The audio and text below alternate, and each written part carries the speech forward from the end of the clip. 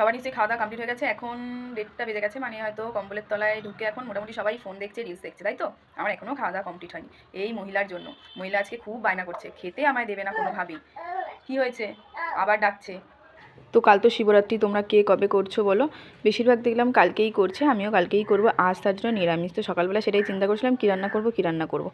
তো যাই হোক, নানা সবজি টবজি এটা সেটা বার করলাম। ডালটা ঠিক খেতে আমার ভালো লাগে না, আবার ওর খুব, বাবার তো খুবই প্রিয় ডাল হলে, আর চিন্তাই নাই। তো এই যে মহিলাকে একটু রোস্টেড মাখানা দিয়ে বসিয়ে রেখেছি যাতে ও একটু চুপচাপ বসে থাকে, আর যাতে আমি একটু শান্তি করে খেতে পারি, এইটুকুই আর কি। এই যে খেলনা টেলনা দিয়ে আর বসিয়ে রেখেছি যাতে একটু খেলে, তার মধ্যেই চলে আসছে বারবার। তো এই যে বসে রয়েছে, প্রায় শেষ ওর কিন্তু প্লেট, যখন তখন উঠে আসবে। এই যে ভাত নিয়েছি, পাতিলেবু নিয়েছি একটা, আর এই যে লাউ আলু দিয়ে বড়ি দিয়ে একটা ঘন্ট বানিয়েছি, মানে এটাই মেন পদ আর কি, এটা দিয়েই খাওয়া হবে। আর ভাবলাম একটা তরকারি করবো, পালং শাকের ঘন্ট। ওই যে বলে না কথায়, কপালে না থাকলে ঘি ঠকঠকাইলে হবে কি, সেটাই হয়েছে আমার কপালে।